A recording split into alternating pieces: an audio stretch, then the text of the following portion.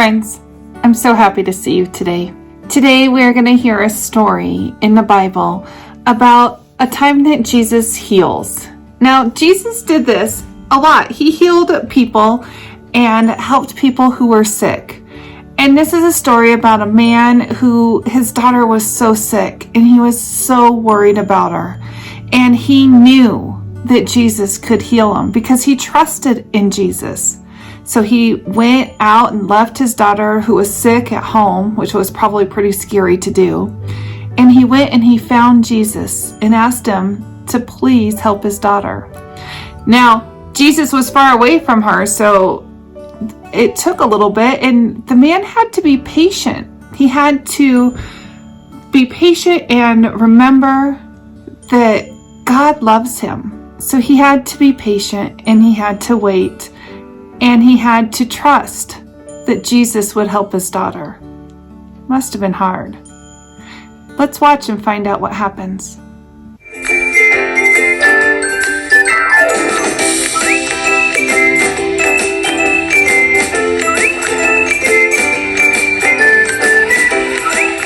I made some mandazi for you all to take on your trip, since I know you like them so much, Edgar. Thanks, Mercy. We should try a donut in every country.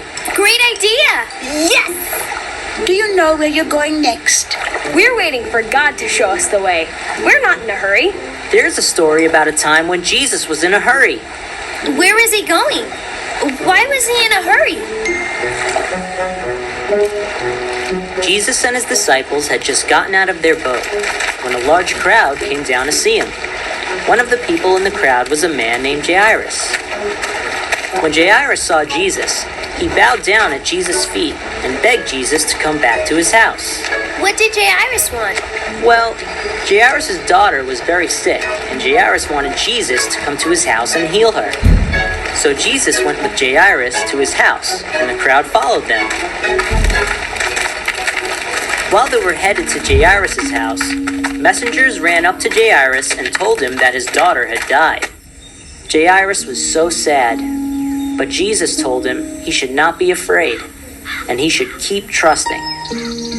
Jesus went into the home with Peter, James, and John, and there were people inside crying over what had happened. Jesus asked the people, "Why are you sad? The girl isn't dead. She's only sleeping."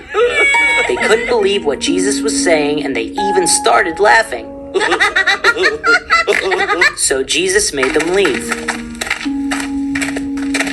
Jesus turned to the daughter and said, "Young woman, get up." And the daughter got up. She was healed, and everyone was shocked and happy.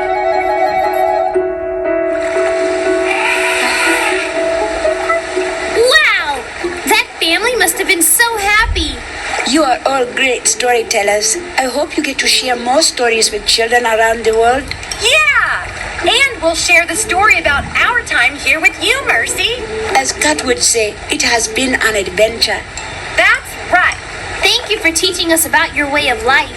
You're welcome. Please come back and visit anytime. Thank you. Bye, everyone. Bye. Bye. I bet everybody was so happy that Jesus was able to heal that little girl, because your whole life would change if somebody that you love so much died from being so sick. So everybody was so happy and so thankful. So what can you thank God for? What can you think about in your life that God has helped you get through, or helped people that you love? Who has God helped in your life to make your life better? What I think we should do for our craft today is make a card for somebody. It could be a card for somebody who is sick and doesn't feel well. It could be a card to cheer somebody up. They don't even have to be sad, but when you give somebody a love offering, it really helps cheer people up, even if they didn't know they needed it. So I think that you should spend some time and decorate a card for somebody. So get out your art supplies and some paper or something fun to make a card or a little art project for somebody, and leave it on their doorstep, or send it to them in the mail, or hand it to them in person, however you want to do it. Share God's great big love with somebody today. My friends, thank you for joining me, and I will see you next week.